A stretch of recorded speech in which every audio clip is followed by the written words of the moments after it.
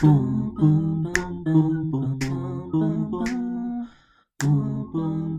ou bonsoir à toutes et à tous, chères auditrices, chers auditeurs, chers tous.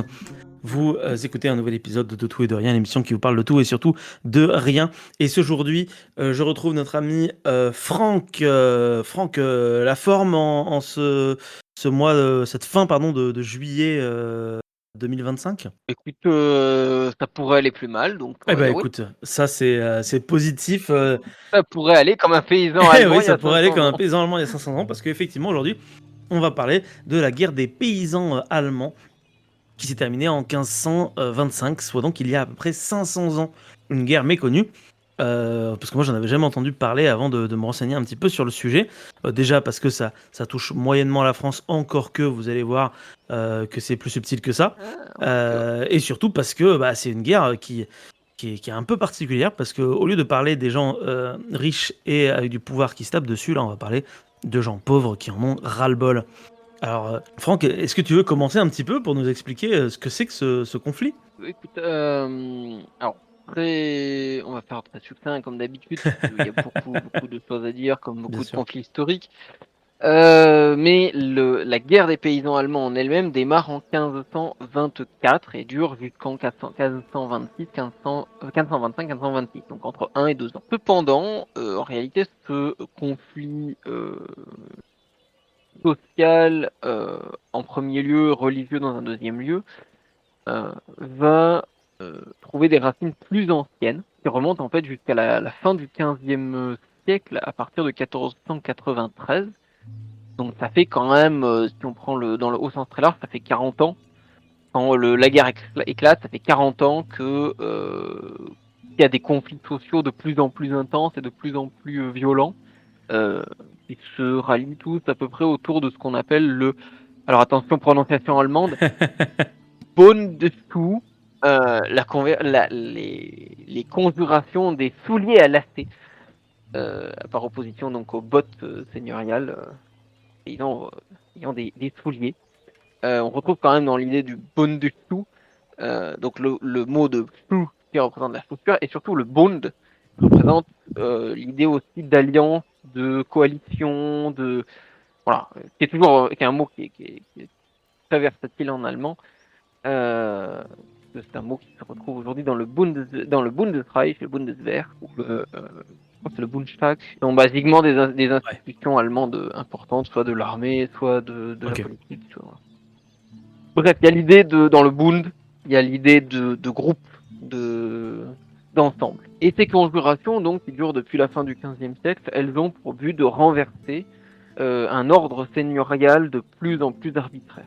La paysannerie allemande, comme d'ailleurs d'autres peuples en France ou en Angleterre, elle a de vieilles coutumes, comme on appelle ça alors, qui sont des lois coutumières, issues donc de racines germaniques principalement, qui sont, pour un certain nombre de choses, relativement égalitaires. C'est-à-dire que dans les tribus germaniques anciennes, comme dans d'ailleurs certains peuples celtes, ou sur certains points de la tradition gallo-romaine, il y a certains concepts à peu près assez égalitaires, que ce soit par rapport à la possession des terres, par rapport au passage devant les tribunaux, par rapport au lever d'impôts, etc. Ce sont des traditions qui sont restées, qui sont petit à petit écorchées, égratignées, démembrées par les droits des grands seigneurs, puis les petits seigneurs, ce qu'on appelle le principe de la féodalité, qui va petit à petit créer un pouvoir plus concentré entre les mains des nobles et surtout plus arbitraire. Ça, à la fin du XVe siècle, ça a atteint un tel niveau d'impact que certains paysans sont forcés de s'endetter, ne serait-ce que pour payer l'impôt. Donc forcément, quand on en arrive là, en règle générale, ça n'augure rien de bon. Et évidemment, il y a tout un tas de conflits sociaux qui vont se déclencher, avec dans un premier lieu, donc on l'a dit, dans un premier temps, entre 1493 et 1524, des conjurations, donc des Ce sont des plus petites opérations centrées autour de petites villes ou dans des petites régions dans lesquelles les paysans se rassemblent dans des complots visant à soit renverser leur seigneur, soit les autorités ecclésiales qui se comportent elles aussi comme de véritables petits seigneurs, le tout avec un objectif de plus de justice fiscale, d'égalité devant les tribunaux, etc., etc. Les conjurations sont écrasées les unes après les autres, pour le dire très simplement, parce qu'elles sont souvent trahies dès qu'elles atteignent un certain nombre de gens. Les chefs étant la plupart du temps écartelés en place publique et massacrés de manière la plus sale possible, histoire de faire en sorte que les paysans arrêtent de se faire des idées. Ça va pas les arrêter, au contraire. Petit à petit, la colère et les problèmes fiscaux vont monter. Donc en 1524, d'abord dans ce qu'on appelle la Basse-Souabe, c'est-à-dire une région qui se trouve aujourd'hui entre la Bade et le Württemberg en Allemagne, dans le sud-ouest de l'Allemagne, donc à la frontière française et à la frontière suisse. Plein de bandes de paysans vont se former, qui vont grossir assez rapidement et atteindre plusieurs milliers d'hommes, dont certaines vont se coaliser. C'est un peu la différence avec les conjurations précédentes, c'est qu'ici, les paysans vont se coaliser derrière, à minima, on va dire, une base de programme commun, qui sera concrétisé par les 12 articles, mais je Je pense que tu en parlerai parleras rapidement des peut-être 12 articles. À un moment donné, je vais là. les citer, mais si tu veux y aller, tu peux aussi, hein. Non, mais je te laisserai les citer du coup. Donc cette base des 12 articles, ce sont les revendications d'abord sociales auxquelles vont se rattacher des revendications religieuses, puisqu'en fait la réforme protestante, elle s'inscrit aussi dans le contexte de ces problèmes sociaux et fiscaux. Et elle permet une relecture, on va dire, idéologique de la société et donc une nouvelle vision du monde. Pour les premières personnes qui s'inscrivent dans ce programme-là de réforme, et avant tout pour avoir aussi une nouvelle vision du monde qui s'affranchit de l'arbitraire aussi imposé par l'Église catholique. Puisqu'on l'a dit, il n'y a pas seulement des seigneurs féodaux laïcs, donc des barons, des chevaliers, etc., mais aussi des seigneurs féodaux ecclésiastiques qui se comportent à peu près de la même manière, qui vendent les services et qui vendent quasiment le paradis à prix coûtant ou pas. À leurs administrés. Et ça, évidemment, ça crée tout un tas de problèmes, de surtaxes qui sont demandées, notamment la petite dîme qui se rajoute à la dîme habituelle, et tout un tas d'autres problèmes dont on n'a pas forcément le temps de rentrer en détail, mais qui basiquement sont des questions d'impôts, des questions fiscales. Et la relecture de la réforme, entre guillemets, sur les textes bibliques a une vision un peu plus sociale, on va dire, que la vision catholique à ce moment-là, puisque y a toute l'idée de l'égalité des hommes devant Dieu, puisque le Christ s'étant sacrifié pour tous les hommes, il a racheté la liberté de tous les hommes, et donc les hommes sont tous égaux devant Dieu, et par conséquent devraient être égaux devant un tribunal ou devant les impôts.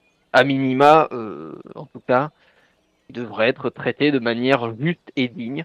Il y a vraiment cette idée derrière de volonté de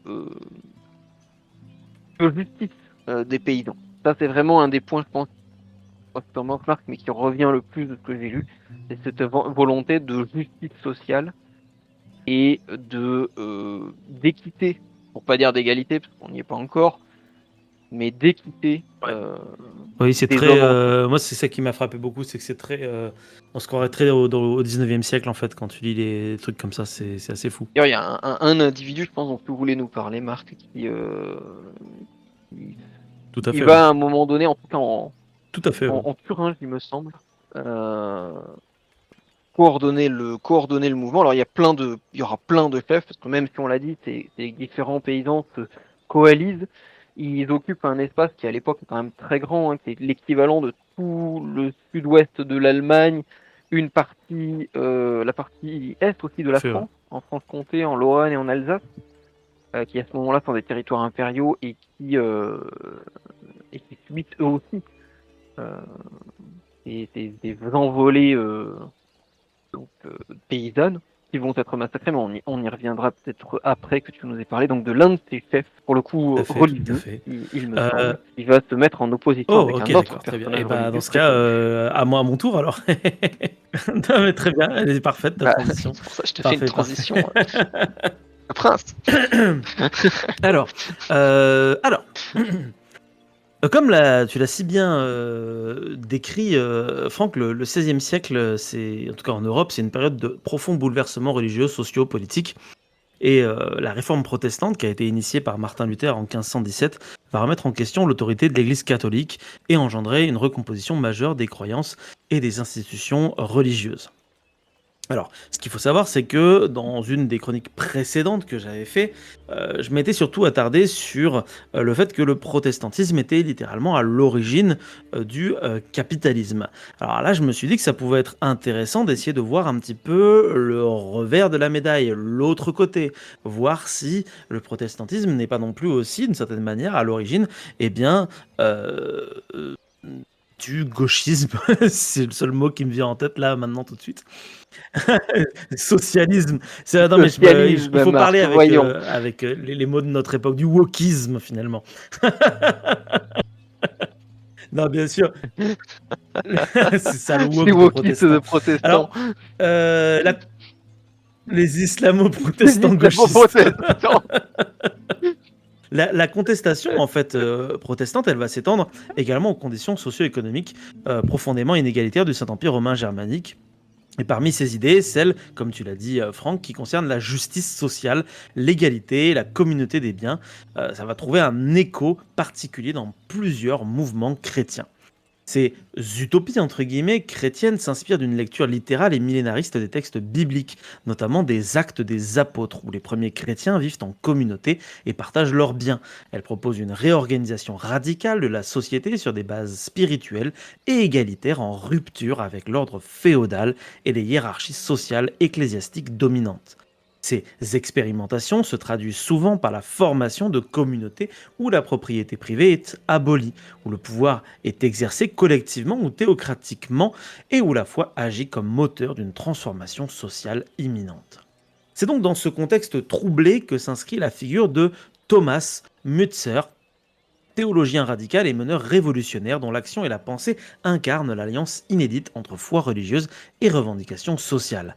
À travers son engagement dans cette guerre des paysans et ses écrits théologiques et politiques, Mützer propose une critique radicale de l'ordre féodal, et donc cette fameuse vision millénariste d'une communauté égalitaire guidée par l'Esprit Saint.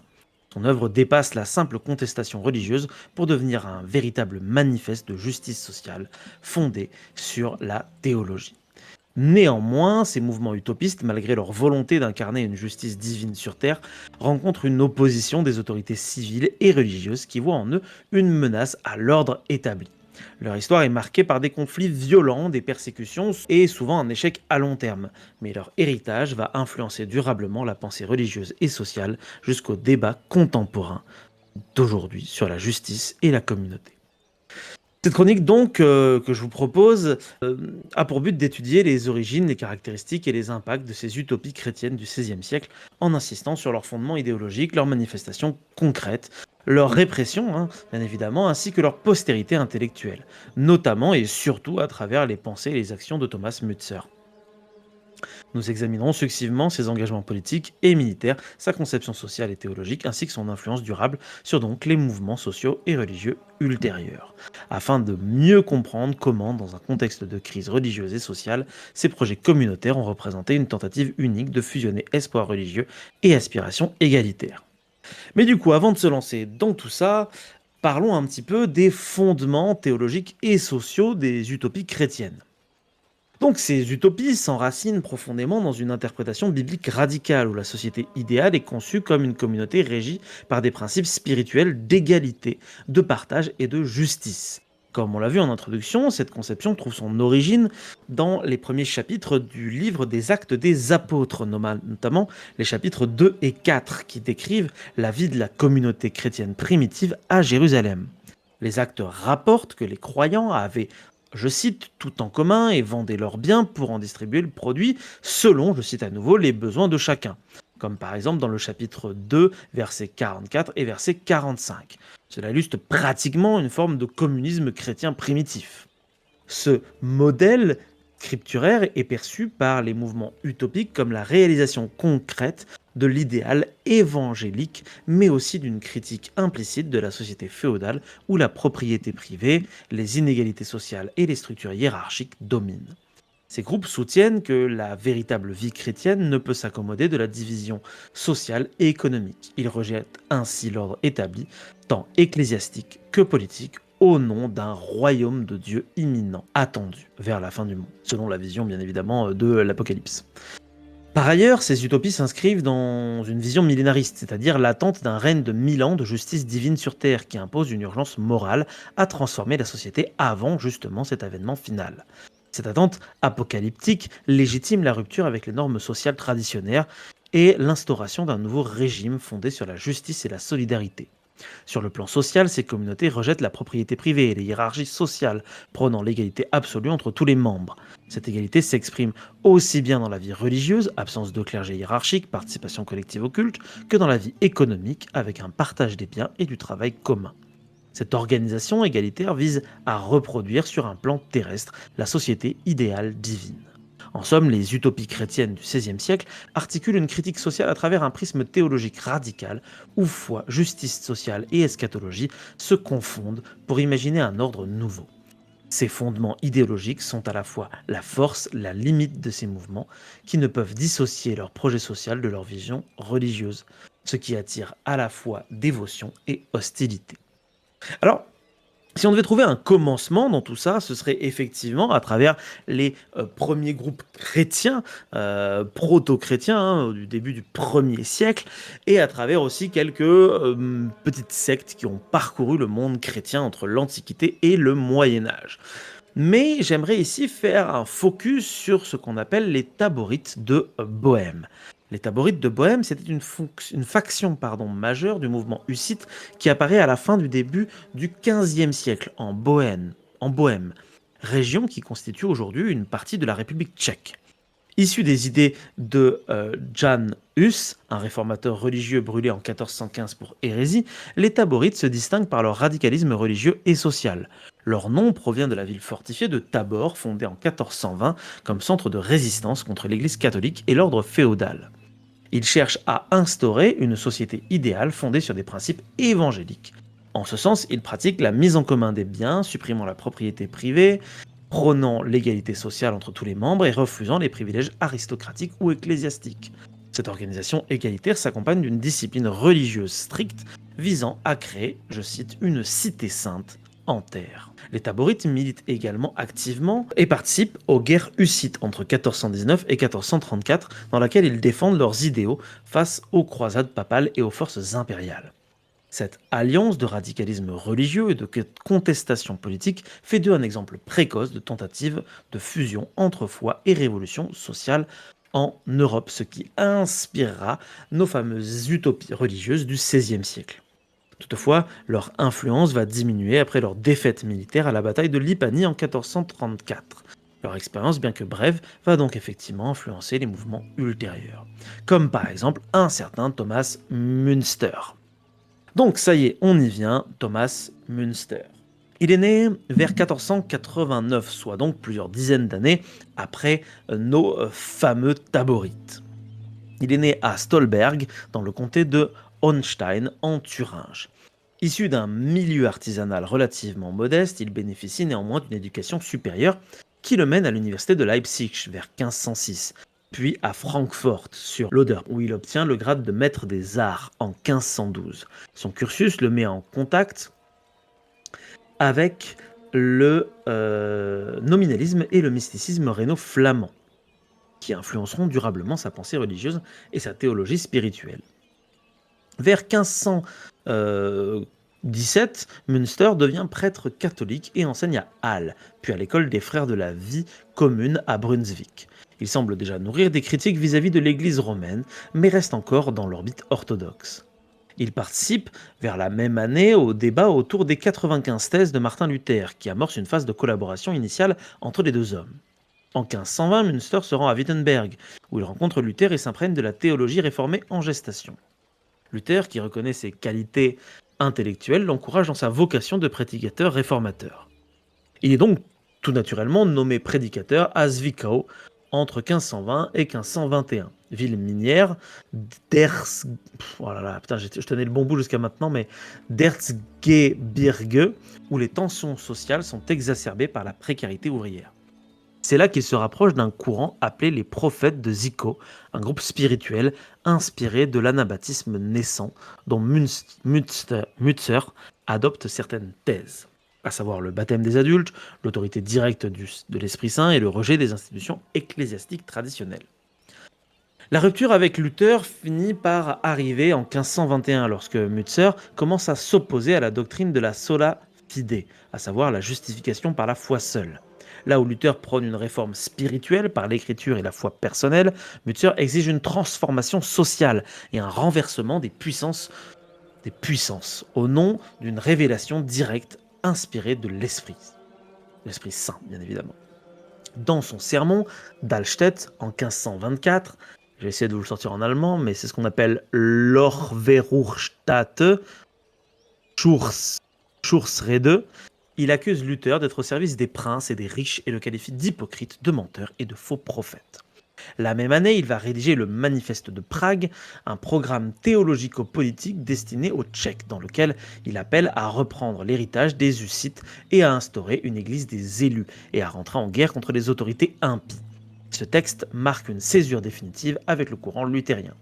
Alors que Luther s'emploie à contenir les révoltes sociales et à maintenir l'ordre établi, Münzer radicalise sa position.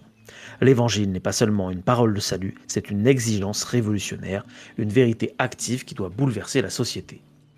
Après son passage à Zwickau, Thomas Münzer connaît une période d'errance, au cours de laquelle il séjourne à Prague, puis en Saxe. En avril 1523, il s'établit à Allstedt, une petite ville de Thuringe, où il est nommé prédicateur au château. C'est dans ce contexte qu'il entame une phase de radicalisation théologique et politique, forgeant sa vision d'une communauté chrétienne purifiée, révolutionnaire et affranchie des structures tant catholiques que luthériennes. C'est là-bas que Münzer met en œuvre une réforme liturgique complète. Il célèbre la messe en allemand, introduit une prédication directe et énergique, accessible au peuple, et rejette les rites latins traditionnels. Il compose même un premier livre de culte protestant en langue vernaculaire, antérieur à celui de Luther, qui lui le publiera seulement en 1526. Il y développe une théologie mystique de l'expérience du salut, exigeant une conversion intérieure éprouvée dans la souffrance. Selon lui, la vraie foi ne vient ni de l'étude ni de la lecture, mais d'une purification de l'âme par l'Esprit Saint, dans un combat intérieur contre le péché. La pensée de Münster repose sur une lecture trinitaire de l'histoire. Il y a 3 ères. La première ère, c'est l'ère du Père, qui correspond à l'Ancien Testament. Puis il y a l'ère du Fils, qui correspond à l'ère du Christ, puis ensuite de l'Église. Et enfin, la nouvelle ère, qui serait celle de l'Esprit, et qui commence, selon lui, maintenant, au XVIe siècle. Il se présente alors comme un prophète de cette 3e ère, chargé de purifier le monde. Il affirme que l'Esprit Saint parle aujourd'hui encore à travers les élus, surtout les pauvres, et qu'il guide les croyants vers l'action juste. Cela justifie l'action révolutionnaire. Les élus doivent renverser les puissants de ce monde pour instaurer le royaume de Dieu sur terre. Le 8 juillet 1524, Münster prononce à Allstedt son célèbre sermon envers le duc Jean de Saxe et les autorités régionales. C'est ce qu'on appelle le Auslegung des zweiten Kapitel Daniels, le sermon sur Daniel II. S'appuyant sur la vision du roi Nabuchodonosor, il identifie le pouvoir féodal et princier comme le royaume de fer et d'argile qui doit être détruit. Il y appelle sans ambiguïté à une insurrection contre les puissants, désignant le peuple comme la pierre de Dieu appelée à pulvériser l'ordre ancien. Quelques semaines plus tard, il rédige la Orverurstatte Tulschrede, un manifeste politique virulent dans lequel il affirme que la tolérance envers les tyrans est une trahison de Dieu. Il y expose la conception du pouvoir populaire légitimé par l'action divine. Les croyants doivent établir une communauté fondée sur la justice évangélique, la mise en commun des biens et l'abolition des privilèges. Ces textes représentent le passage décisif de Münzer dans le statut de réformateur religieux à celui de théoricien de la révolution sociale chrétienne. Cette radicalisation alarme à la fois les autorités laïques, mais également Luther lui-même. Dans sa lettre contre les prophètes célestes, Vide dir himmlischen Propheten en 1525, Luther critique Münzer pour son mépris des Écritures et son exaltation dangereuse de la violence et de l'inspiration personnelle. Münzer est convoqué à Weimar puis chassé d'Allstatt en août 1524. Il trouve refuge à Mühlhausen où il continue de rassembler des partisans et à organiser une société théocratique. Cela sera une forme de prélude à son engagement dans la guerre des paysans. Entre 1524 et 1525, la réforme religieuse en Allemagne s'articule de plus en plus avec les tensions sociales et économiques du monde rural. Les revendications pour une église épurée se mêlent aux protestations contre la féodalité oppressive, donnant donc naissance à ce mouvement que tu nous as décrit, Franck, la guerre des paysans allemands. Après avoir été expulsé d'Allstatt en août 1524, Münzer trouve refuge à Mühlhausen, ville libre de l'Empire dans laquelle il établit une alliance durable avec des éléments radicaux du conseil municipal. Dès mars 1525, il participe activement à la mise en place d'un gouvernement communal théocratique autoproclamé, le Conseil des Éternels de Dieu, Ewigen Rat Gottes, qui supprime les hiérarchies civiles et proclame l'égalité devant la foi divine. Il se place alors à la tête d'un mouvement qui mêle foi mystique, anabaptisme latent et égalitarisme social. C'est dans cette ville qu'il tente de réunir et d'organiser les forces armées populaires. Il fédère une bande de paysans de Thuringe et du sud de la Saxe autour de slogans millénaristes. La fin des temps est proche et les justes doivent y prendre part en détruisant les pouvoirs injustes. Son symbole est l'arc-en-ciel, signe biblique d'alliance entre Dieu et l'humanité que ses troupes arborent comme une bannière. Bien que Münzer n'ait pas rédigé les 12 articles dont tu nous as parlé tout à l'heure, Franck, son influence idéologique est manifeste dans l'ambition religieuse, notamment dans la référence à l'évangile comme norme suprême. Là où les 12 articles demandent une réforme pacifique, Münzer appelle à l'éradication violente des oppresseurs pour faire advenir une société de justice divine. Bon, alors c'est quoi ces fameux 12 articles ? Ça a été créé par Sebastian Lotzer notamment, ainsi que d'autres représentants bien évidemment. Et dans les 12 articles, il y a plusieurs points, donc 12 au total, qui sont assez intéressants. Point numéro 1, c'est élection et révocation des pasteurs par la communauté pour garantir le pur évangile. Point numéro 2, abolition de la petite dîme et affectation de la grande dîme au service communautaire. Point numéro 3, fin du servage, bien que l'autorité seigneuriale soit maintenue. Point numéro 4, liberté de chasse et de pêche pour les paysans, sans aucune restriction. Point numéro 5, restitution des forêts et bois aux communautés, elles seront gérées collectivement. Point numéro 6, réduction des corvées à un niveau raisonnable selon les usages anciens.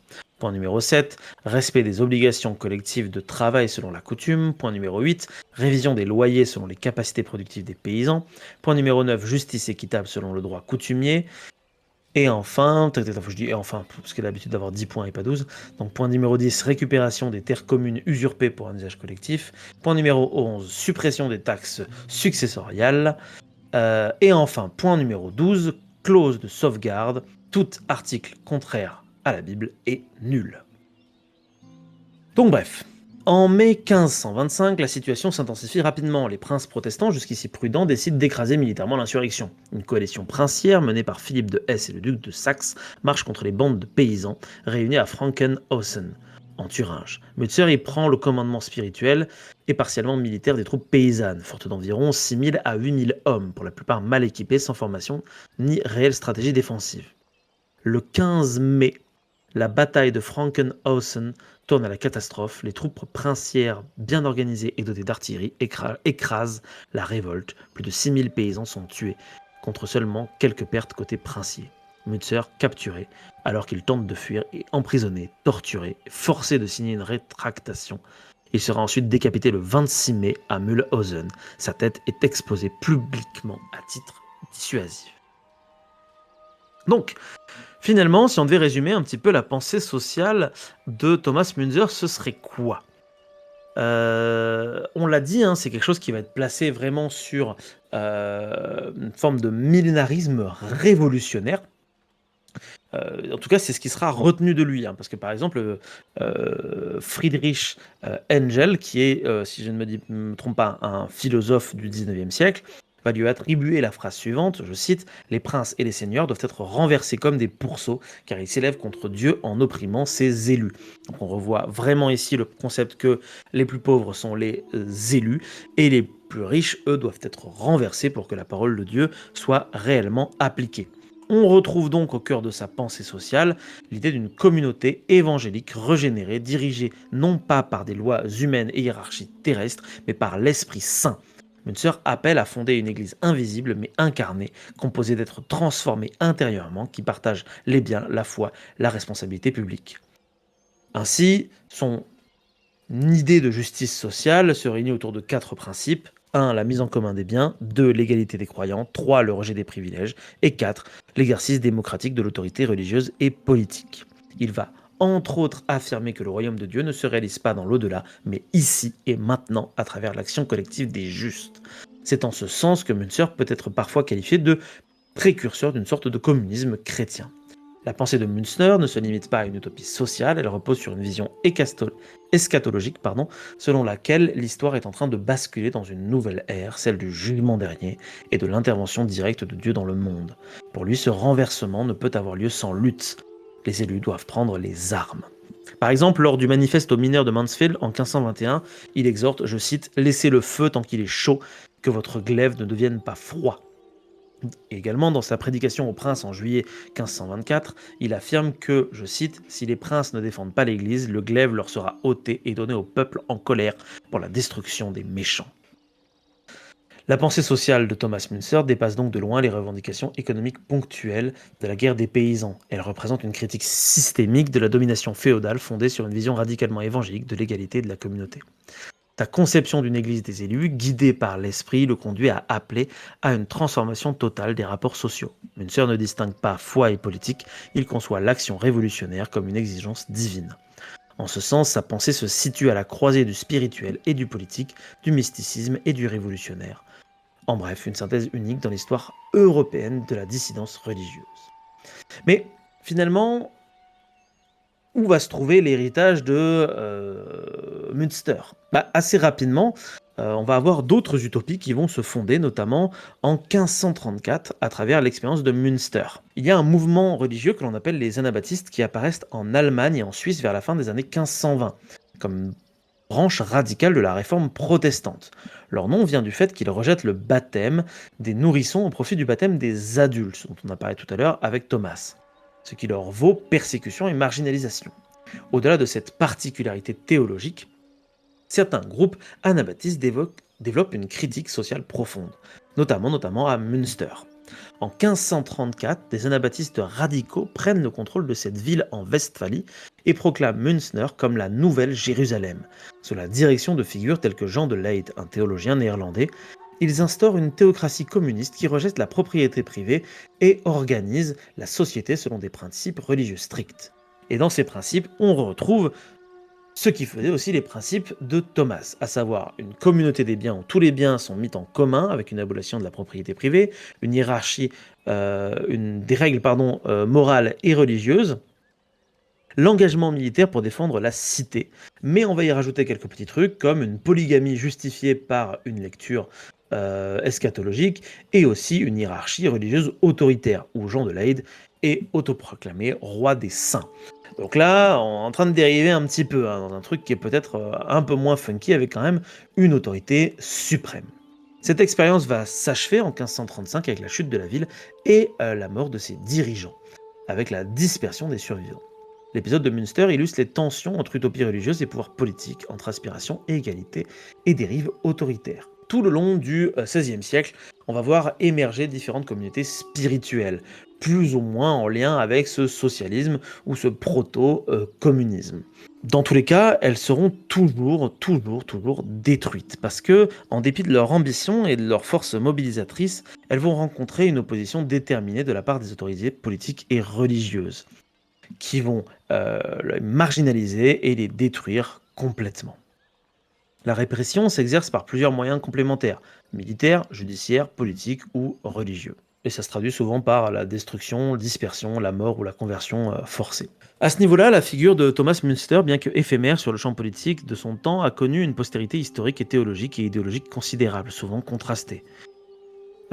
Sa mémoire n'a cessé d'être disputée entre rejet religieux, exaltation révolutionnaire et réinterprétation historiographique successive, faisant de lui un véritable symbole de la lutte sociale et de la justice radicale, voire d'un socialisme chrétien. Münster fut, après sa mort, condamné à l'oubli. Les réformés, Luther en tête, le présentent comme un fanatique illuminé responsable des bains de sang paysans. Luther, dans son écrit contre les hordes de paysans meurtrières et pillards en 1525, lui reproche d'avoir mêlé la foi et la violence sociale et justifie l'écrasement du soulèvement. Pendant des siècles, Münster demeure absent des grands récits de la Réforme. Cependant, ce déclin n'éteint pas complètement les idées portées par ces différentes utopies. En effet, malgré leur répression brutale et leur disparition souvent rapide, les utopies chrétiennes du XVIe siècle laissent un héritage durable et multiple tant sur le plan religieux que social et politique. Leur influence se manifeste à travers diverses voies influençant des mouvements ultérieurs, façonnant des débats idéologiques et contribuant à la transformation progressive de la pensée européenne. Les idées d'égalité et de partage des biens et de vie communautaire issues des utopies chrétiennes sont reprises et adaptées par de nombreux groupes protestants radicaux qui se développent dans les décennies suivantes. Comme on l'a vu, les anabaptistes eux-mêmes, bien que divisés, vont poursuivre la diffusion de doctrines prônant une église pure, souvent séparée de l'État. Ces mouvements, tels que les frères Moraves ou certaines branches de Quaker au XVIIe siècle, prolongent la quête d'une société chrétienne idéale fondée justement sur cette fameuse justice sociale. Au cours des siècles suivants, les idées se retrouvent dans les discours de penseurs sociaux et de mouvements révolutionnaires, et même de courants socialistes, bien que souvent sécularisés. Par exemple, certains historiens considèrent que les expériences communistes utopiques de la Réforme constituent un prélude aux théories socialistes modernes, en particulier dans leur lien entre foi, égalité et partage. C'est par exemple Friedrich Engels, comme on en parlait tout à l'heure, qui, dans son essai La guerre des paysans en Allemagne, qu'il a écrit en 1850, va redonner à Münster une place centrale dans l'histoire des luttes populaires. Il va le présenter comme un précurseur du socialiste allemand. Je le cite, il le présente même comme le premier communiste allemand connu, et souligne le caractère de classe de son combat. Pour lui, Thomas Münster est un représentant d'une révolution où le social et le religieux s'unissent. Il représente non seulement la réforme, mais la révolution sociale de son temps. Cette lecture situe Münster à la confluence des conflits de classe et des utopies religieuses. Engels insiste sur son rôle en tant que théoricien de la violence révolutionnaire légitimée par la foi. Un trait qui séduira également les penseurs anarchistes comme Gustav Landauer ou certains courants marxistes hétérodoxes. Puis, la République démocratique allemande, RDA, fit de Münster l'un de ses grands héros nationaux. Dès les années 1950, l'État allemand valorise sa figure dans les écoles, les manuels, les films, les timbres, les noms de rue. Il est présenté comme un martyr prolétarien, un révolutionnaire avant la lettre, en opposition à Luther, jugé conservateur. Cette instrumentalisation s'inscrit dans une stratégie de légitimisation du régime communiste à travers une généalogie socialiste ancrée dans l'histoire allemande. Münster est commémoré comme héros du peuple, en particulier dans sa ville, Mühlhausen, devenue un lieu de mémoire officiel.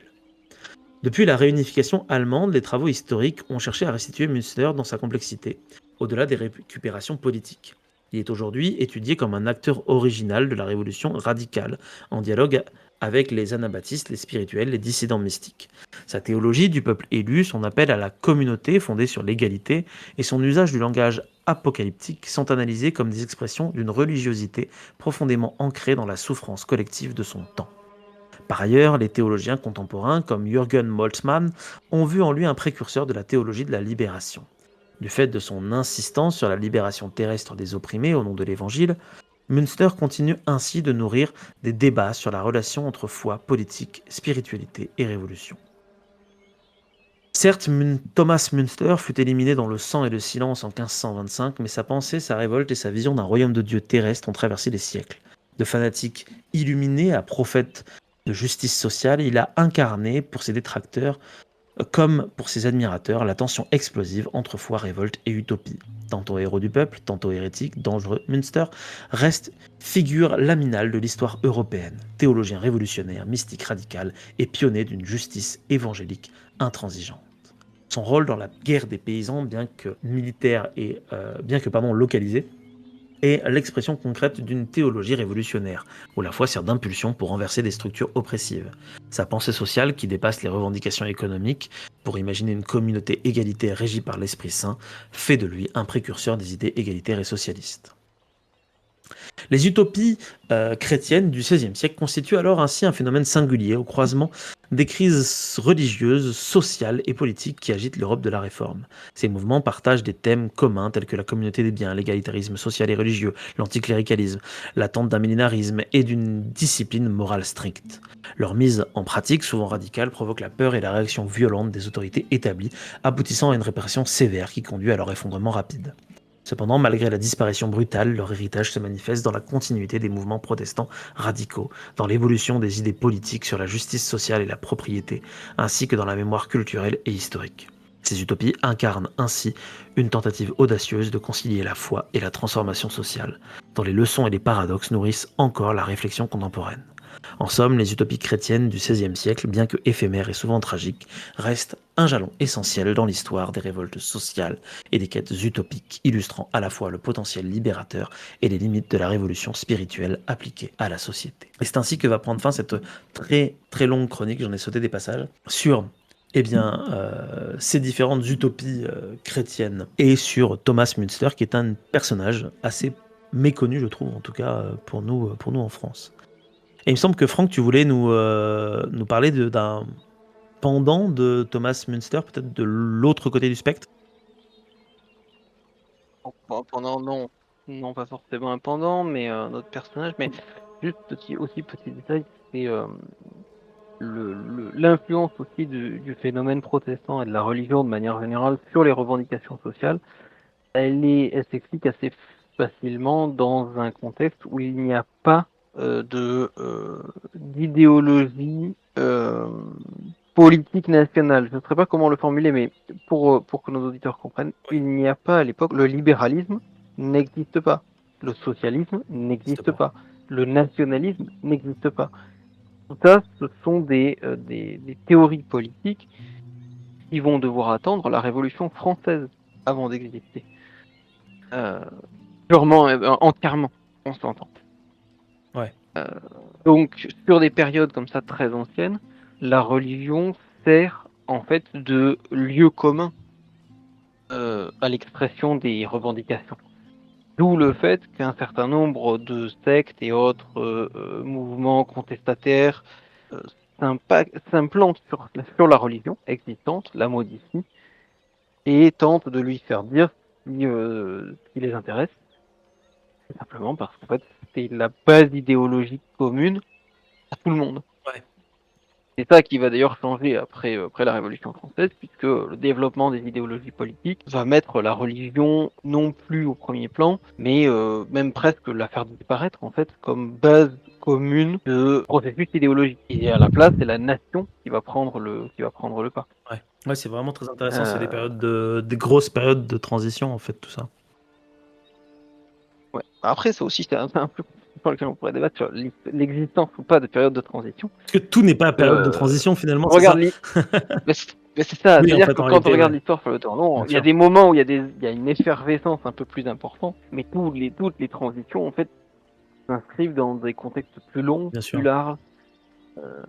Voilà, comme on l'a dit, les problématiques liées à la guerre des paysans, elles démarrent dès 30 ans avant, Ouais. en fait. Il faut 30 ans de conjuration, de complot, de répression, avant que ça finisse par déborder. Donc ça s'est pas fait en un claquement de doigts. Et ces 30 ans de machin, c'est l'aboutissement d'un processus féodal qui lui-même a pris 400 ans. C'est quand même un processus, c'est l'aboutissement d'un processus. Ouais. Mais et ça sort pas de nulle part, quoi. C'est ça qui est important de rappeler. Dans les personnages qui ont participé à cette révolte, il y en a un, alors qui n'a pas eu un impact particulièrement important sur la révolte en elle-même.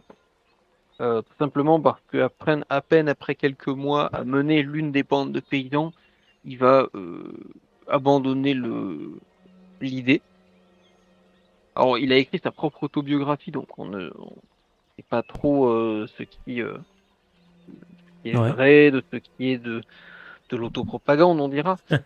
Mais ce qui est sûr, c'est que, enfin, ce qui est mis en avant, c'est le fait que il a abandonné la révolte paysanne, tout simplement parce que lui-même n'est pas un paysan, hein, c'est un noble, un baron, petit baron certes, mais un baron quand même, et il n'a pas réussi à, entre guillemets, modérer la révolte dont il était le chef, et n'ayant pas vraiment d'intérêt personnel dans l'affaire, il ne s'y attardera pas. Ce personnage, il s'appelle Gotz von Berlichingen. Ok. C'est un capitaine mercenaire allemand qui a, pendant des décennies, utilisé ses compétences martiales afin de se faire du profit. En fait, il se vend comme celui à qui on peut demander de faire réparer des fautes. Ok. En allemand, on appelle des Feud. En français, on va voir si c'est une traduction. Ouais, la traduction en français est pas forcément super bonne. C'est Ouais. querelle ou dispute. Ok. Euh, L'idée, c'est une dispute le feud, c'est une dispute qui va s'envenimer et qui devient une rancune et un casus belli surtout. Et on peut du coup se déclarer la guerre ou se battre sur des questions sur les questions de ces querelles. Et du coup, bah, lui se vend comme l'épée, comme le- la personne qui accomplira la querelle, qui se battra pour la querelle. Et il est très compétent d'ailleurs dans ce domaine-là, et il va être plusieurs fois mis au banc de l'Empire, plusieurs fois pourchassé. Et sa particularité, outre donc son talent de combattant et de chef mercenaire, c'est Ouais. que dans un des conflits bien antérieurs à la révolte des paysans, euh, en 1504, lors de la guerre de succession du Landshut, alors qu'il mène un siège sur la ville de Landshut, il perd son bras droit en dessous du coude, Ok. sans doute à cause d'un tir d'arme à feu. Et il va se faire une prothèse. Alors une première prothèse. Oh. D'ailleurs, je te mets mettre l'image sur Je crois que je l'écran. commence à comprendre qui il a inspiré comme personnage. Ah, bah, quand tu vois le sauce, bon, l'inspiration, elle est quand même très forte. Je te la mets sur salle de pause. Ok. Il va se faire deux prothèses. Donc une première un peu plus basique, euh, qui est faite par un forgeron et un sellier. Et une deuxième qui est une véritable œuvre d'art, une prothèse donc de main, Ok. début du XVIe siècle. Et donc je vais vous mettre aussi voilà, la deuxième, le dessin, on va dire, pas anatomique, mais dessin mécanique, et qui était capable du coup de tenir des objets. Ok. Qui pouvaient être placés, la main pouvait être articulée de manière à tenir une arme, tenir un bouclier, tenir une plume. Oh, stylé. Enfin bref, était relativement fonctionnel Ouais. euh, pour l'époque. Et cette main, du coup, va lui donner un surnom on l'appellera donc main de fer, Guts main de fer. Et donc les plus fans de manga auront peut-être déjà été titillés dans leur esprit. Vous aurez quand même reconnu, je pense, l'inspiration pour un personnage extrêmement connu du manga japonais et du manga de fantasy surtout, Bien donc sûr. évidemment Guts, le personnage principal du manga éponyme, euh, Guts. qui, euh, qui perdra son bras gauche en l'occurrence, euh, dans un terrible affrontement, mais dont je ne spoilerai pas la nature pour ceux Bien qui n'ont sûr, pas bien encore sûr. lu l'œuvre. Si vous n'avez pas lu, lisez-la. Bon. Guts, un des meilleurs mangas qui existent, très violent, très gore, mais aussi très mélancolique, très très très beau à lire, dont l'auteur est malheureusement Décédé, hein, il me semble. décédé. Ouais, il y a Euh, mais 4-5 ans, un truc comme ça, je crois. normalement, heureusement, ouais, mais heureusement, on va dire son successeur a normalement les notes pour finir le manga. Et bon, voilà, un peu triste quand même. Ouais. Et donc voilà, c'est peut-être quand même inspiré. Il y a même eu un bouquin qui a été écrit par un auteur pour voir Ok. les comparaisons, pour détailler les comparaisons. Et c'est vrai que un capitaine mercenaire ayant perdu un bras qu'il a remplacé par une prothèse mécanique et dont comment ça s'appelle, le sujet principal était qu'il était querelleur, c'est quand même voilà, Ouais, il y a une belle on est quand inspiration même quand même. je pense dans une bonne grosse inspiration, voilà. c'est intéressant puisque encore une fois, ça montre que entre la culture d'Orient et la culture d'Occident, il y a des prises d'inspiration d'un côté comme de l'autre qui vont influencer les œuvres culturelles modernes. Parce que ce n'est pas le seul personnage historique européen qui a influencé les grandes œuvres de la littérature japonaise. Et je vous renvoie, je pense qu'on en avait parlé, on en a déjà parlé sur De Tout et de Rien, un épisode sur La Réunion, il me semble, Ouais. sur le pirate surnommé la Buse. Et oui, c'est vrai. Levasseur. Capitaine Je Levasseur. vous invite à aller écouter les aventures, puisque lui aussi, c'est un autre personnage de manga. L'un des plus connus d'ailleurs, le personnage de Gold Roger dans One Piece, Et oui. roi des pirates. Voilà, juste petit détail, puisqu'en réalité, Guts von Bechlingen n'est pas très influent dans la guerre des paysans. Pas vraiment sa tasse de café, comme d'ailleurs la majorité des nobles. Et d'ailleurs, c'est sur ça peut-être qu'on finira cette chronique, c'est que cette grande révolte des paysans, on l'a pas précisé en détail, mais elle a été écrasée dans le sang. Ouais. Elle a été massacrée notamment par la Ligue Swab, bande organisée, armée de barons et chevaliers, mais aussi de chefs mercenaires, de grands bons.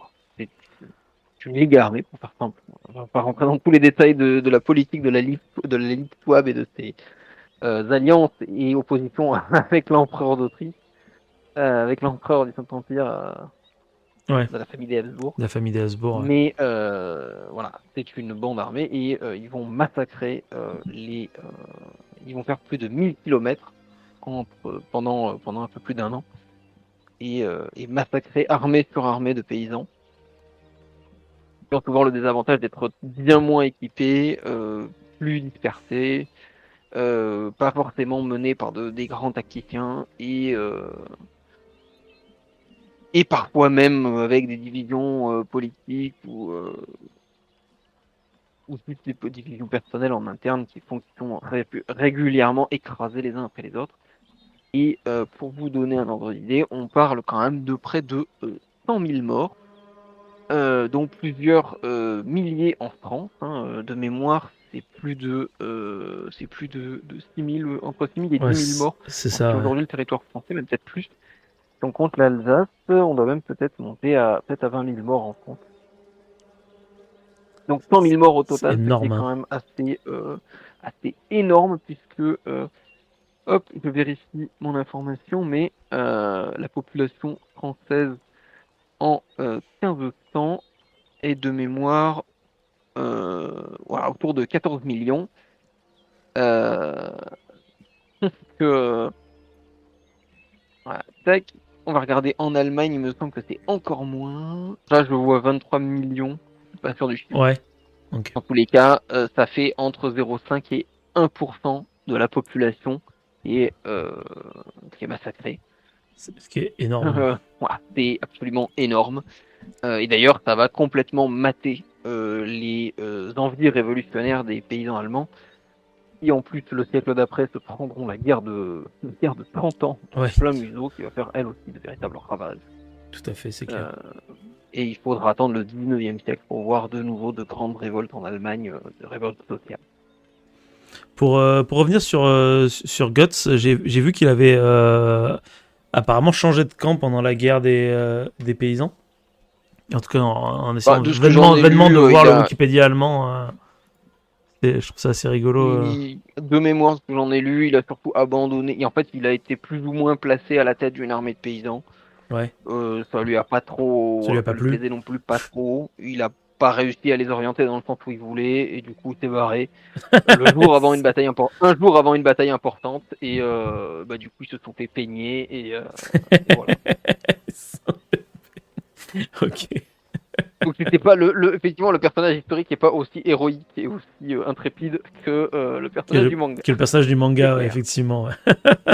Je voulais juste en parler parce que c'est un personnage que je trouvais intéressant sur le plan ne serait-ce que son impact aujourd'hui sur la culture populaire, ouais. La culture populaire. Ouais, c'est très intéressant. Et quand même aussi sur le travail d'orfèvrerie que représente J'avoue, ouais. J'avoue que la main est quand même folle. C'est absolument incroyable. Hein. On pense souvent, là encore, on pense souvent au Moyen-Âge, la fin du Moyen-Âge en l'occurrence, début de la Renaissance comme des périodes sombres où on ne sait rien faire, où personne ne sait rien. Toujours quand on regarde le passé, on entend des gens qui nous disent que les gens ne savaient rien faire, qu'ils étaient Ouais.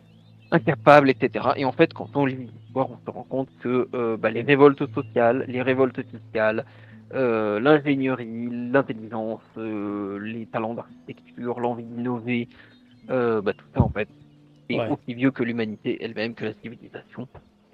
Waouh. Et on peut retrouver comme ça plein de moments dans l'histoire où on retrouve de grandes similitudes avec d'autres choses qui vont se passer avant ou après. Voilà. On parlera peut-être un jour de d'autres révoltes sociales d'ailleurs, hein, peut-être, Avec comme les plaisir. paysans de Dirkmasten au Danemark, Ok. qui vont réussir à fonder d'ailleurs une véritable petite état paysan théologique pendant plusieurs années de mémoire. Ok. Voilà, pareil, on pourra peut-être parler des Jacques en France, Allez, Jacquerie, ouais. dont la tradition légendaire veut que ce soit eux qui aient les premiers hissé le drapeau rouge sur les châteaux qu'ils prenaient aux nobles. Le fameux drapeau de la révolte. Bon, sans doute très très légendaire, hein, Ouais. comme idée. Mais Mais intéressant toutefois en termes de symbolique. donc pour rappeler, voilà, les révoltes sociales, l'envie des gens de formuler, d'avoir une vie meilleure, en fait, ça date pas d'aujourd'hui. Et même dans les systèmes les plus oppressifs, les plus sombres, les plus arbitraires, il y a toujours eu des gens prêts à se battre pour leurs droits, pour leur liberté et pour plus d'égalité. Et ça, c'est beau. Et ça, c'est beau.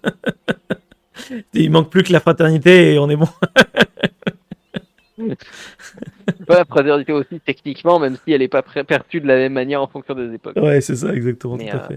Bah c'est génial. on ferait je suis sûr qu'il existe des bouquins des Gracs des Gracs aux Gilets jaunes, histoire des révolutions et Ouais, des c'est clair. mouvements sociaux à travers l'humanité. S'il n'existe pas, il faut le faire.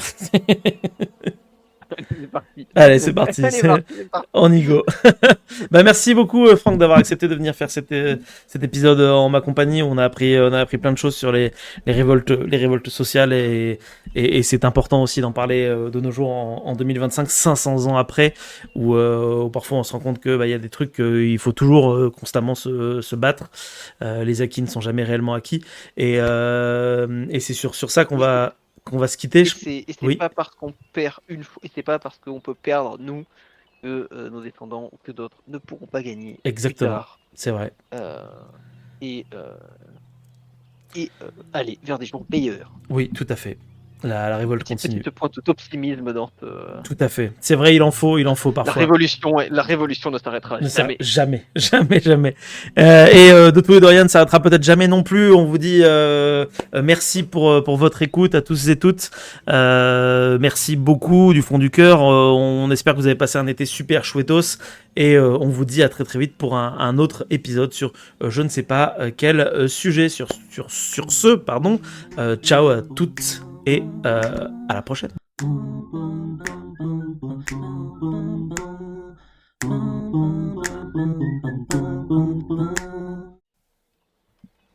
Hop, parfait.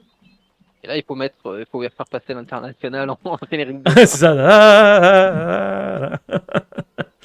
Alors, stop. Non, ça c'est l'hymne de l'Union soviétique. C'est pas la même. Ah oui, merde. Hop, tac. Hop. Et ben dans ce cas, écoute, si t'es prêt, on peut s'y jeter. Tac, 1525, ça fait... Attends, Jetons-nous. Ça fait quoi? Ça fait 400 ans, du coup, à peu près? Ou 500 ans? Le A est pas mal. Ça fait 500 ans. C'est ça, hein. Ça fait 500 ans, ouais, tout à fait. Il passe au montage. Ouais, bien sûr. Là, c'est les préparatifs. Ok, bon, bah écoute, c'est parti. Il y aura Tu pourras le clipper, le rajouter à chaque fois que... Pas mal. Chaque fois qu'il y aura besoin d'un cri de Willem. On appellera ça un cri de Faldor après.